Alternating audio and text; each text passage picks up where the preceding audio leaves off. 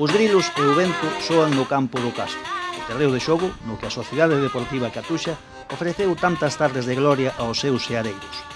Rodeado das construcións edificadas nos últimos tempos, parece estar definitivamente condenado ao silencio. Mais, na memoria de moitas e moitos veciños do lugar, aínda resoan os berros de ánimo aos seus futbolistas, aos 11 valentes que cada domingo defendían a camiseta do seu querido Catuxa, un equipo que durante as 6 tempadas que estivo federado convertiríase nun dos grandes animadores do campeonato de Arteixo.